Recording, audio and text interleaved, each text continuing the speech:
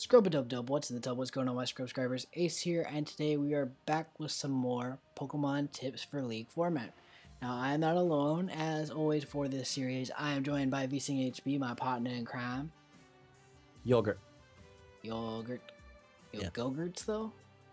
Well, they don't exist in my country. Yeah, I was going to say, do they not have Go-gurts? No. It's like a big straw full of yogurt. It's really good. Put it in the fridge. Lazy. It's yummy. Cool. But anyway, with this series, we are explaining ways to build a better draft for League format, since leagues, Pokemon leagues specifically, are becoming more common. So we felt that we wanted to give you guys tips because we are pretty well experienced in League format. So we felt that us giving you guys tips would be good. I mean, like, he's never won one, but I have. Hello. Am I wrong? Am I wrong? You're not wrong. Always the bridesmaid, never the bride. Hello. I will have my my day. Your life story. I will have my hey now. I will have my day. Don't you worry. Don't you worry. Okay. Rub my hands like Birdman over here. But anyway, we are specifically going into a lesson today about Hubba. I can't remember. You can't remember. I'm kidding. We're going over versatility, basically mons that are very versatile. Basically, we're going to talk about Mew for half an hour. To be honest, let's do it. Mew and the Pixies. You might as well put the Pixies in first. We'll go over the Pixies first. Can you remember what they are? Hello. I remember a few episodes ago you were like, yo, Azelf's a Pixie. It might as well be. No. Actually, well, yeah, we could get to them. See, you're forgetting already. I'm just scrolling through because it's easier just to like find like the base 100 stats. No, it's not. It's easier to just type them in. Victini. It's kind of rude. Why do you gotta do this to me, man? I think there's one more. Didn't one gen have two? I don't know, but did they? See, now I'm confused. You got me down myself. Did they? No, maybe it's just the 5. One per gen. Cool. No, Celebi, what the hell? Oh, true. There we go. See, we are dumb. We are dumb, but we're Ace is rubbing off on me. It's true. My Mexicanness kind of rubs off. All right. But yeah, you can go over why these ones are so versatile. I'll let you go ham. Okay. I'll talk about Shaman, because Shaman is big. So Mew specifically can learn so many moves. This thing, like, if you click on this, look at this. This thing gets a diversity of special and physical type moves, as well as I think it gets access to both Swords Dance and Calm Mind. So it can be bulky, it can be offensive, it can be like versatility, it gets defog, it gets hazards. It's so versatile that a lot of people have trouble specifically with this mon because it gets such good coverage. Well, we should go over quickly like why versatility is so important in the League format. That's a good point. Well, in League format, when you have a limit of what mons you can bring, really, when you look at your opponent's draft, you know those are the mons they can bring, and only those mons that they can bring.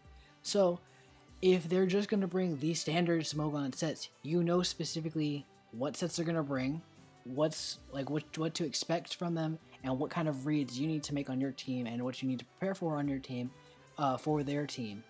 So, when you draft mons like these mons up here up top, you kind of bring that situation where your opponent's like, I'm not sure if his Mew is going to be physical special or his support mon.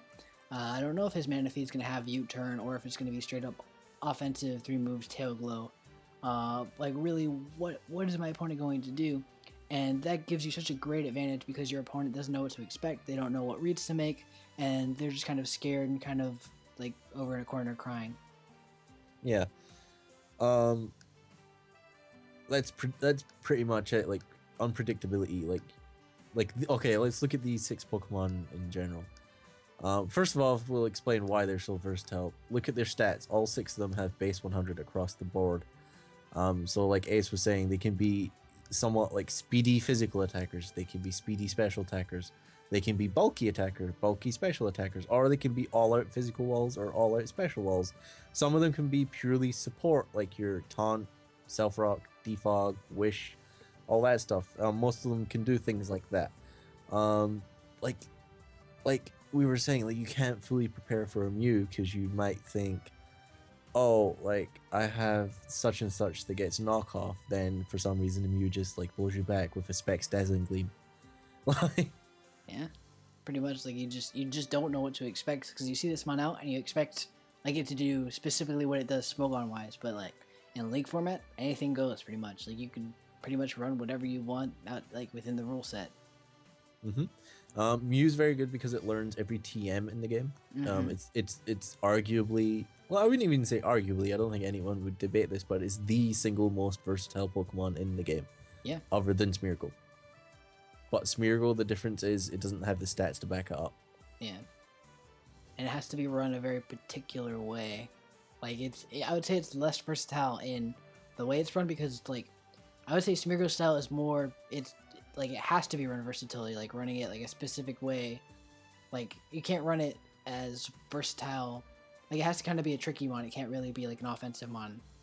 Yeah, like it doesn't have the stats to be like, oh, it can be a scarfed physical enforcer. No, it can't. It has like base 2 attack. Whereas Mew, like we were saying, and all these Pokemon have base 100, so they can do literally anything they want and do it well. And like Ace was saying, Manaphy, like it can be bulky as well. He only mentioned the offensive sets, but it can be like bold, max HP, max defense with calm mind and rest hydration. Like it can just fuck shit up. Same with Shaman, same with Jirachi, same with all of them. Yeah, and same thing with these mons. We talked about how important Volturn is with these Pixies. 5 of these mons here can learn U-turn, respectively. For Shaman, man. Yeah, just Shaman. Like Shaman, but Shaman's got its own like great things about it that it doesn't have to worry about. It doesn't need U-turn, man. It has natural cure. True. Man, Shaman's the best. It's a grass type that gets Earth. Shaman's gonna stay in and it's gonna destroy lives anyway. Yeah. But it's not like the Gracie flower. Yeah, man. But it's not just these 6 mons that are considered versatile, I guess. Like, we have other Pokemon where you just don't know what they're going to be, whether it be bulk offense, whether it be physical special, whether it be support. A very good example, Ace has already beat me to it, is Infernape. There are other ones like Electros is a good one. I guess I'm going to wait for you to catch up. Sorry, I was ahead of the game and then I got cocky. All right, I'm sorry. Damn right, that's why I'm going fast now. Gudra is another example. Oh yeah, true. Oh, fuck Manaphy. Wow. Are you nicknaming it Gudra? Yeah, we are. I am good at typing. All right. Versatile mons. Like, there's even like some unexpected Pokemons that can be versatile, like Lapras. True. Hold on. Here's another one.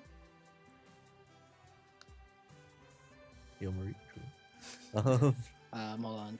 What are we? What is Ampharos? I said Lapras. I know. Yeah. But Ampharos with the agility set or the Ampharos is nice versatility there. There's Lapras as well with the Curse Water Absorb. Shell Armor Hydration. Yeah. You can think of some. You want me to think of a versatile mon? Alright, let's do this. So let's leave Gudra and look through. Alright, so if I see a versatile mon specifically that I think is super good. Okay, number 1 is right there and you scroll past it. Which one is that? Latios and Latias.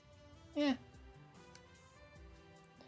I'm thinking of crazy mons, alright? I'm thinking of crazy mons. Thinking of crazy mons? Let me look. Alright, I'll delete. Oh no, Electros is too good to delete. I'm using the. I can't delete Shaman. Fucking Fernape. Fucking Fernape. Alright. Let's see. We'll come back to Infernape and explain why. Just keep talking. How about I got this?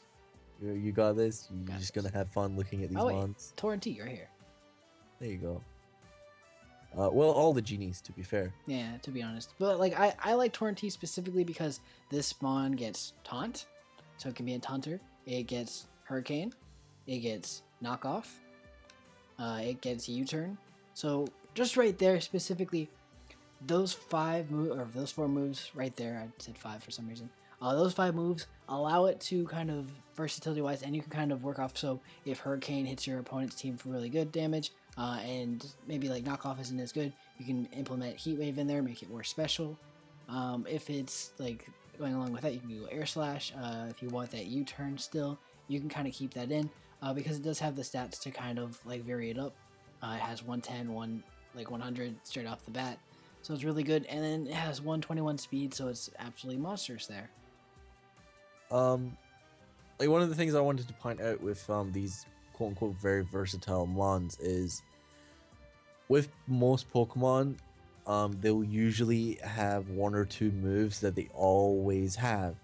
For example, let's take give me a generic one like Lando T. Like that's kind of versatile in the sense it can be an enforcer or a wall, but it will always have Earthquake. All these mons, you could have a set with 4 different moves, then the next battle bring a set with 4 completely different moves. Completely different moves, whereas a Lando will always probably have Earthquake, U-turn, Stealth Rock, and like Stone Edge or something. Yes, it can be versatile in the sense it's an attacker and bulky, but like Ace, for example, right here, Sarsdan, Zen, Headbutt, Knockoff, U-turn, Mew could be what are you doing? Defense Crow, Defog, Softballed, Will-O-Wisp, what? Knockoff. You turn there. You could go Psychic, Side Shot. I mean, like explosion. Yeah. Boom. Like there you go. Like completely different set. Same with Turn T. Like if Ace goes back on Turn T, he had like Hurricane, Heat Wave, U-turn, stuff like that. Like Taunt. You don't need to have any of that. You can have Acrobatics. You can have Superpower. You can have Knockoff. Yeah, like a completely different set. And that's what makes these Pokemon so great, is because you never know what you're going to get. You can't just like sit in front of this thing and go, okay, I know it's going to have this, because you don't know it's going to have this. Yeah. Like we had Infernape up, like you might be in front of an Infernape. You don't know if it's going to Flare Blitz. It might Overheat. It might Fire Blast. And like to reiterate on that, I think that even like these mons specifically have great versatility potential, but I think that sometimes even the best versatility comes from mons that commonly run very, very common moves, like Vsing said with Landorus running Earthquake. But I think there's another example that Vsing actually showed me specifically, and this mon is known for running one move in particular, and that's Sacred Fire, which is a physical move. Now we saw in a battle where a certain person got blown back by it was a special Entei. Yeah, it was a special Entei, which is not commonly run with Sunny Day and Solar Beam. So the person swapped in a Milotic against this Entei, proceeded to send up the Sunny Day, and Solar Beam blew it back. Yeah, because the Milotic just thought it could get a free Scald off, but the Entei stayed in. Sunny Day, Scald did nothing. It had a weakness policy, the Entei. Oh yeah, that's what it was. Weakness policy popped. Then the next turn, the person with the Milotic was like, well, what can it do?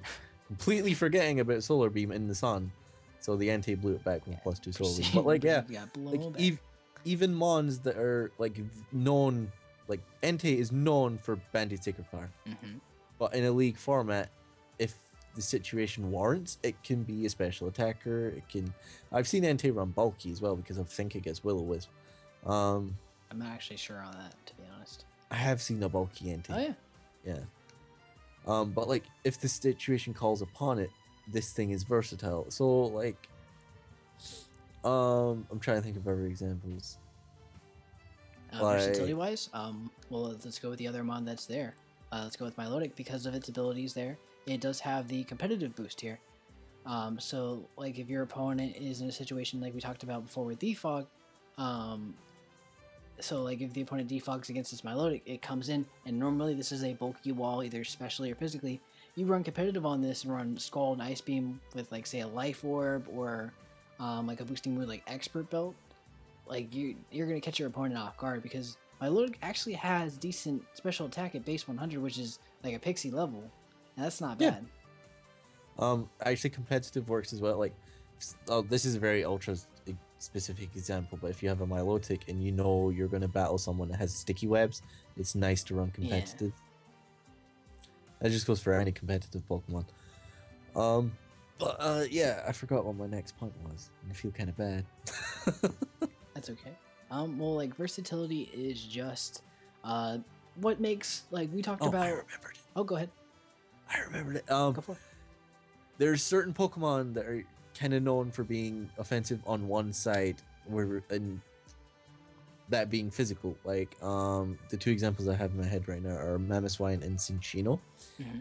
These mons are known for being all-out physical attackers, but in a league format, their special attack is such that they're useful enough and high enough to take advantage of hidden powers. I think Cinccino even more so because it gets Technician. Yeah. But like, yeah, in a situation where if you have drafted Mamoswine and the other person has like a Fortress, typically walls Mamoswine, no matter what, you can slap on HP Fire and just catch them off guard.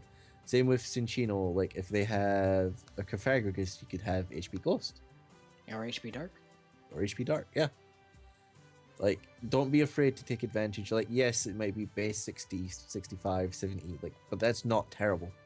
Yeah, what did we see before? We saw an Ambipom with HP Ice. HP, yeah. It was an Ambipom standing in front of a Gliscor. Yeah. Which usually, yes, would wall the hell out of Ambipom, but you might think Ice Punch, but it's still going to swallow. No, yeah, I was gonna say like with the boost and recovery, like it's still eating exactly. 2 at least. But I believe Ambipom has like 70 special attack, so the person that had the Ambipom, the person that had the Ambipom took advantage of that. It's like it might not one shot the Gliscor, but it will come pretty damn close. Yeah, and then you put them in a situation where they have to either like put up that sub or like maybe Stealth Rock on a common set, kind of what they're doing, or if it sets up a Swords Dance, really like you outspeed it naturally. So like they're in a situation where they set up a Swords Dance, they're screwed. Yeah. Versatile mons are just these are the mons that you kind of want to pick throughout the draft. Like if you've got spare places where you don't have a particular mon in mind, you can just scroll through Showdown and pick up a mon that can pretty much do whatever you want it to. Yeah. Like they're good to have in the back pocket, just because it's like I can mold this and make this be what I want it to be. If there's one mon in particular that shuts down 90% of your draft, you can build a versatile mon to take that one mon down. Yep, and that's like, I think that's really like what we wanted to cover in this episode. Just basically helping you guys understand how important versatility is, and that not only do mons that have the ability to have straight extreme versatility, like some of these mons here, Mew, Shaman, Electros, the Pixies, Goodra, some of the pseudo legends, like that can run special and physical, but also mons that are more commonly run with like specific moves. Like I know, like if you go back earlier generations, like Landos ran HP Ice specifically for other landers, but you maybe not see that as much anymore. Gliscor is running HP Ice specifically, or Ice Fang for Landorses. But then like Ambipom with HP Ice, Mamoswine with like HP Fire. Like it's important to kind of think outside the box a little bit to catch your opponent off. Yeah. Oh, another nice thing is, well, I guess we'll have its own video on that. It's just an idea that popped in my head. We'll see. Yeah, don't be afraid to take advantage of hidden powers. Don't be advantage to think outside the box. Like Mamoswine gets freeze dry. That's another good point. Yeah. Like Ace runs it in UU for Gyarados. Specifically for Gyarados because it is quad effective, and Gyarados really is like a type of mon that when you match up against it, it's scary because if you swap out, you're getting Dragon Dance on. So having a move that's quad effective against it, like just able to hit it off, because I like to run Mamoswine either stashed or scarfed, really, and like against a mon right there that's right out against me Dragon Dancing, I'm like, okay, hit me. I'll eat it up with my Focus Sash and freeze dry you and blow you back. Yeah, like freeze dry is nice for water ground types too. It's quite effective. Yep, Swampert. Get him out. Yeah, Gastrodon. Gastrodon as well. But yeah, Mew, Shaman, all these pixies, they're great pickups. Generally, they're the first things to go in drafts. And there's a very good reason for that. Like you can do anything with them. Like and Pokemon like Mamoswine, Ambipom, they're not far behind. These are mons that people try and pick up as early as possible because they're so sought after. Everyone knows they're scary and you never know what they're going to do, so people try and get them. So if you have particular ones in mind, be sure to grab them. Best examples are Infernape and the Pixies, and Goodra and Electros. Yeah, pseudo legendaries as well. Yeah, and Kingdra is another good one. Yeah. But yeah, that's gonna be the episode today, guys. Make sure to check out the last episodes we did on Cores, Volturn, and Hazard Control. Hazard Control. Yeah, that's the other one that I almost forgot. Make sure to check those out, guys, because those complement this video extremely well. And if you implement these tactics together, it's really going to help your draft. Just not only coming from like being a better draft, just being one of those top level drafts with kind of everything that you need across the board. Now we're going to be continuing the series, so make sure to check out the future videos on this. Like, subscribe, and share it with your friends so that they can learn this too, and we can kind of just make the scene a little bit better for the league format. Thank you guys so much for watching, and we're out. Bye bye. See you there.